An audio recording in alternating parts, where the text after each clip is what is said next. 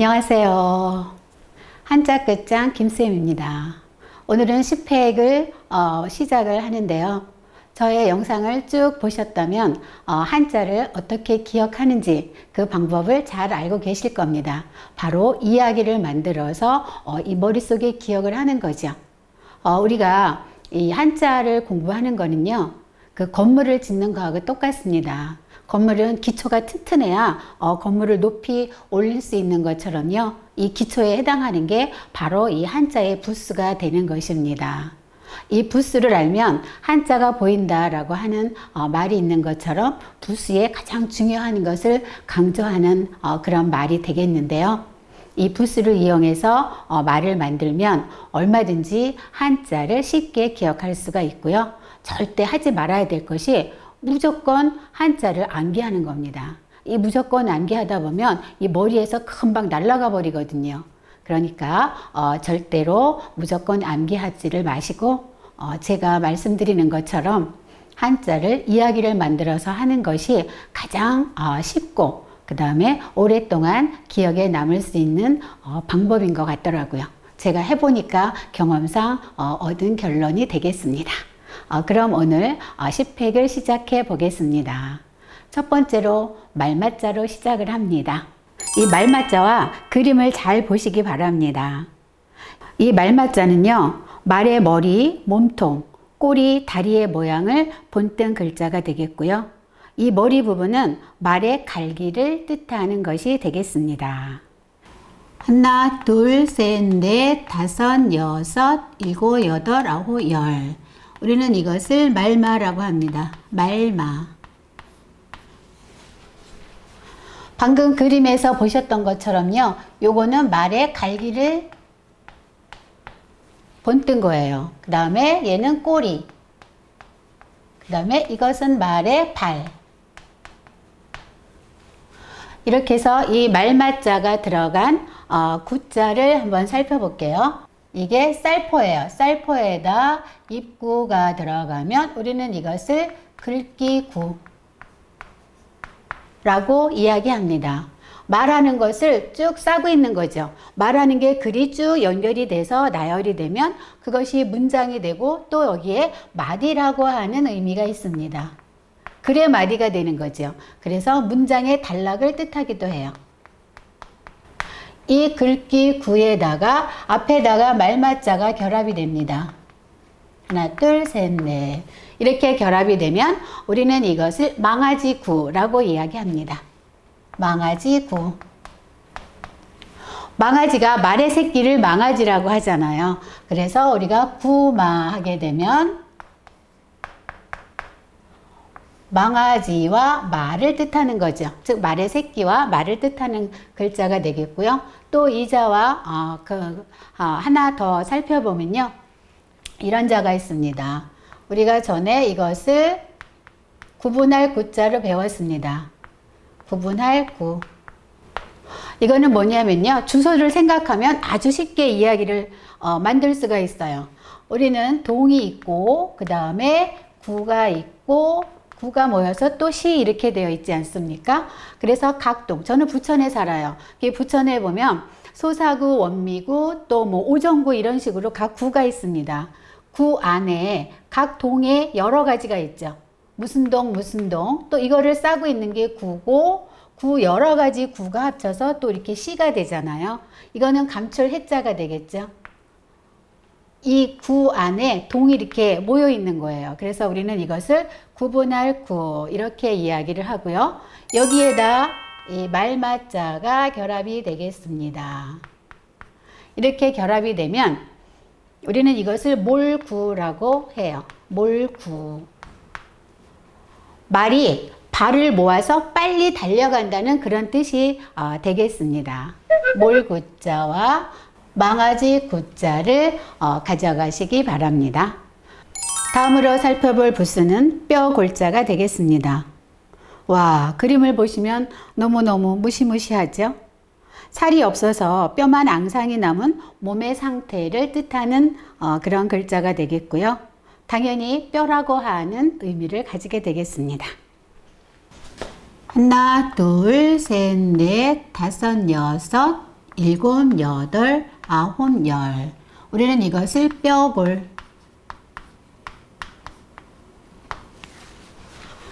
이거는 육달월이죠.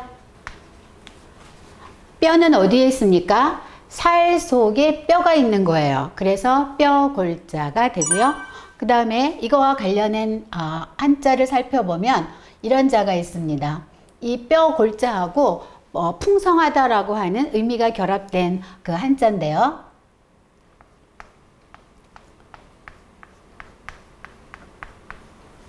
이 자를 우리는 풍성풍 이렇게 이야기했습니다. 이 풍성풍자 앞에 뼈골자가 결합이 된 거예요. 그러면 우리는 이것을 몸체자라고 이야기해요. 뼈에 살이 풍성하게 붙어 있는 게 바로 몸이잖아요. 그래서 몸체자가 되겠습니다. 그리고 이 자와 사천처럼 그 뜻을 가지고 있는 게 있죠. 이렇게요.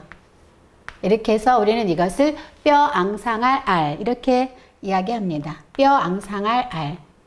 이거와 차이점은요. 이거는 살 속에 뼈가 있다고 해서 그 뼈를 의미하는 거지만 이 뼈앙상할 알은 우리가 죽어서 살은 다 없어지고 뼈만 남아있는 그런 것을 뜻하는 부스가 바로 이 뼈앙상할 알자가 되겠습니다. 구분하시기 바랍니다. 여기에서 설명은 전에 한번 드렸었는데요. 이것이 풍성할 풍자는 제기그릇 위에 제사할 때 우리 그 제기그릇 위에 음식을 차리잖아요. 제기그릇 위에 음식이 풍성하게 담겨 있다 해서 풍성풍 또는 풍년 풍자가 된다는 것 다시 기억하시기 바랍니다. 다음으로 살펴볼 부스는요. 높을 고자가 되겠습니다. 성 위에 높이 세워져 있는 망노와 들어가는 입구를 본뜬 글자가 높을 고자가 되겠는데요. 처음에는 높은 건물의 뜻을 가졌지만 나중에는 그냥 단순히 높다라고 하는 의미를 가지게 되었습니다. 높다 또는 높은 자리, 그 다음에 뛰어나다라고 하는 의미도 함께 있습니다. 하나, 둘, 셋, 넷, 다섯, 여섯, 일곱, 여덟, 아홉, 열. 이것을 우리는 높을 고.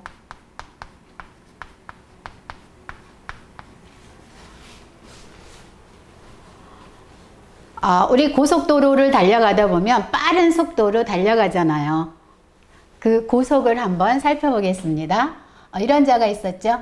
나무 목자에, 이게 나무 목자잖아요. 나무 목자에 나무를 많이 하면 가운데를 이렇게 묶지요. 그래서 이런 자가 있었고요. 이것을 우리는 묶을속이라고 합니다. 여기에 간다라고 하는 의미가 있는 거죠. 이렇게요.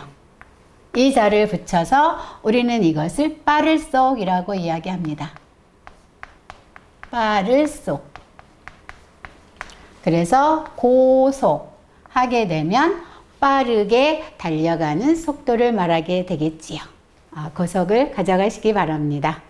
다음으로 살펴볼 부스는요. 머리 늘어질 표자가 되겠는데요. 그림을 보면 길게 늘어진 머리카락을 뜻하는 한자가 되겠어요. 머리카락과 수염도 같이 뜻합니다. 하나, 둘, 셋, 넷, 다섯, 여섯, 일곱, 여덟, 아홉, 열. 이것을 우리는 길게 늘어진 표. 이것은 긴장자죠. 긴장자의 약자잖아요. 이렇게. 머리가 길고 그 다음에 이것은 터럭삼이라고 해서 수염도 뜻하고 또 머리를 길게 단정하게 빗은 그런 모양을 뜻한다고 배웠습니다. 그래서 수염과 머리가 길게 늘어진 거예요. 이 자하고 관련된 한자를 살펴보면요. 이런 자가 있습니다. 하나, 둘, 셋. 그 다음에 여기에 머리 혈자가 결합이 돼요. 우리는 이것을 모름지기수 또는 수염수라고 합니다. 모름지기수 또는 우리 그 머리에서 머리카락 빼고요. 이렇게 털이 나 있는 데가 어디 있습니까? 수염이잖아요. 그래서 이것을 우리는 수염수 이렇게 또 이야기해요. 수염수자. 이 수염 숫자 위에 길게 늘어진 표가 결합이 돼요. 요 위에. 하나, 둘, 셋. 우리는 이것을 진정한 수염이라고 그런 뜻을 갖고 있습니다. 그래서 이것을 수염 숫자가 되겠습니다. 이 글자 되게 재밌지 않아요? 이리 봐도 수염, 이리 봐도 길고 머리카락도 있고 수염처럼 길다라는 의미를 가지고 있습니다. 다음으로 살펴볼 부스는 싸움 투자가 되겠는데요. 두 사람이 손에 무기를 들고 서로 싸운다는 의미를 가지게 되겠습니다. 싸우다, 경쟁하다라고 하는 뜻이 있고요. 부스에 잘 보시면 임금 왕자가 나란히 있습니다. 사실은 이게 이제 그 손을 뜻하는 건데 손의 의미가 이렇게 임금 왕자처럼 표시가 되었습니다.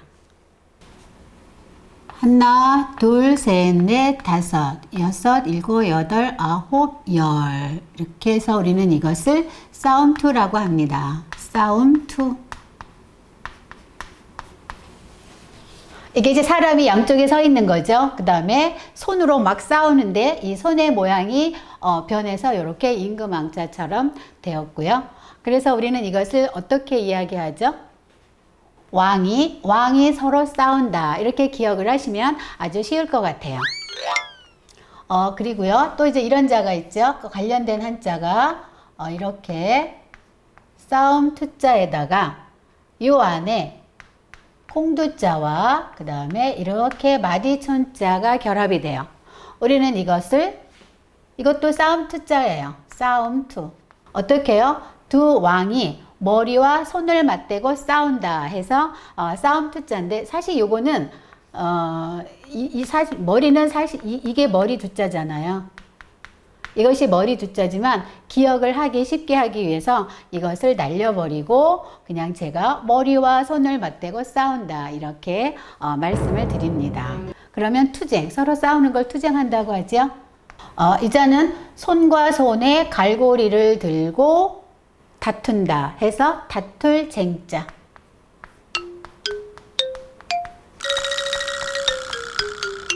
그래서 투쟁을 가져가시기 바랍니다. 하나 더 알아볼까요?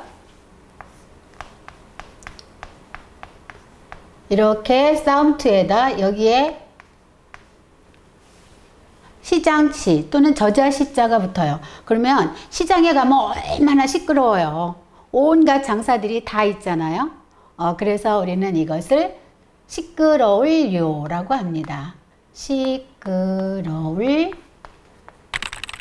요 또는 요라고 합니다. 이렇게 시장을 연상하면 얼마든지 우리가 기억하기 참 좋습니다. 되게 신기하게 생겼죠? 술창 또는 울창주창이라고 하는 부스가 되겠는데요. 그림을 보시면 그 곡식이 그릇에 담겨서 술이 된 것을 숟가락으로 뜬다라고 하는 뜻을 가지고 있습니다. 그래서 이것은 술 이름을 뜻하고 또는 울창하다. 그리고 울초라고 하는 튤립 꽃을 의미하기도 합니다. 그럼 한번 알아보겠습니다. 거기 그림에 보시면 맨 왼쪽에 보세요. 그 위에 꼭 당구장 표시처럼 되어 있죠? 재밌게 생겼네요. 하나, 둘, 셋, 넷, 다섯, 여섯. 그리고 이렇게 감쌉니다. 여기에 비수비가 결합이 돼서 우리는 이것을 술창 또는 울창주창. 이게 술을 뜻하는데요. 울창주라고 하는 술이 있대요. 저는 마셔보지는 않았지만 이 울창주라고 하는 이게 술 이름이라고 합니다. 이거는 꼭 당구장 표시처럼 되어 있죠? 네. 그래서 그 그릇에 곡식을 담아서 술이 된 것을 비수비, 이거는 숟가락을 의미하잖아요. 숟가락으로 뜬다 해서 그렇게 기억을 하시면 쉽고요. 그 다음에 이자와 관련돼서 아주 복잡한 한자가 있는데요. 쓰고 나면 아주 쉬우니까 같이 봅시다. 우리는 이런 자가 있었습니다. 이것을 우리는 수풀림, 그 다음에 이런 자가 또 있었죠. 이것을 장군부. 이 장군부는 싸움하는 그런 장군이 아니고요. 그 배가 불룩하게 나온 항아리를 뜻하는 그런 부스였었지요.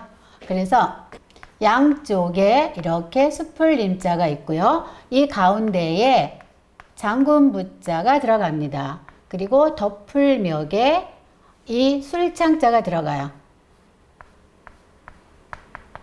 당구장 표시의 비수비. 제가 쓰는 순서는 좀 틀렸지만 여러분들이 편한 대로 쓰시면 됩니다. 이것을 우리는 울창할 울, 숲속에 항아리를 묶고 덮어서 울창주창이라고 하는 이 술을 담그는 거예요. 그래서 울창할 울이라고 이야기를 하면 되고요. 그 다음에 또 이제 이것을 우리는 답답할 울이라고도 합니다. 술은 어떻게 해요? 땅속에서 오래 숙성을 하면 할수록 맛이 있지요. 그런데 빨리 먹고 싶은 거예요. 그래서 똑똑똑 술이 다 익었습니까? 라고 물어보니까 얘가 뭐라 그래요? 나 답답해요. 땅속에 있어서 답답합니다. 빨리 꺼내주세요. 라고 하거든요. 그래서 답답할 울자 이렇게 기억을 하시면 아주 쉬울 겁니다. 다음으로 살펴볼 부스는요. 오지병격 또는 손역이라고 하는데요. 그림을 한번 보시죠. 세 개의 굽은 다리가 있는 큰 솥을 의미한다 해서 손역자가 되고요. 또 다르게는 입구가 좁은 질그릇이나 또는 입구가 작고 긴 병을 오지병이라고 합니다. 그래서 이 오지병격이라고 하는데요. 또 다른 이 오지병은 우리가 잿물을 오진물이라고 합니다. 그래서 그릇을 만들 때 이 잿물을 발라서 그릇을 만들면 그릇이 반짝반짝 윤이 난다고 하네요. 그래서 오지병이라고 하는 이 글이 여기에 들어가 있습니다. 하나, 둘, 셋, 넷, 다섯, 여섯, 일곱, 여덟, 아홉, 열. 이것을 오지병격 또는 손역이라고 했습니다. 요것이 그 솥에 그 다리가 세 개가 굽은 다리를 뜻하는 부분이 요 부분입니다. 그러면 이거하고 관련된 한자를 살펴보겠는데요. 이렇게 손역자에다가 손역자는 이 소단은 사실은 꽉 막혀 있어서 답답하잖아요. 여기에 이런 자가 결합이 됩니다. 이게 언덕부였었죠. 왼쪽에 있으면 언덕부, 오른쪽으로 가면 고름 이렇게 바뀌는 부스가 이 언덕부였어요. 이것을 우리는 사이뜰격이라고 합니다. 솥 안도 꽉 막혀 있고 언덕도 딱 막혀 있잖아요. 서로 막혀 있으면 어떻게 해요? 서로 간격이 생기죠. 그래서 사이뜰격 이렇게 기억을 하시고 우리가 격차 할 때 이 사이뜰격자가 들어가게 되겠습니다. 다음으로 살펴볼 부스는 귀신 귀자가 되겠네요. 와, 그림부터도 정말 도깨비처럼 생겼죠. 귀신을 뜻하는 글자가 바로 귀신 귀자가 되겠고요. 죽은 사람의 그 혼을 또 말하기도 하죠. 그래서 귀신, 도깨비, 또 사람의 영혼을 뜻하기도 합니다. 하나, 둘, 셋, 넷, 다섯, 여섯, 일곱, 여덟, 아홉, 열. 이것을 우리는 귀신 귀자라고 합니다. 여기 어진 사람 인자가 있죠. 사람이 걸어가는데 머리가 무시무시한 사람이 귀신이 이거요. 발 뒤에서 살살살 쫓아오는 거예요. 그래서 귀신 귀자 이렇게 기억하시면 굉장히 쉬울 거예요. 그럼 이 귀신 귀자가 들어간 한자를 살펴보겠습니다. 이 귀신 귀자에다가요. 여기에 앞에 구름문자가 결합이 됩니다. 우리는 이것을 넉혼이라고 합니다.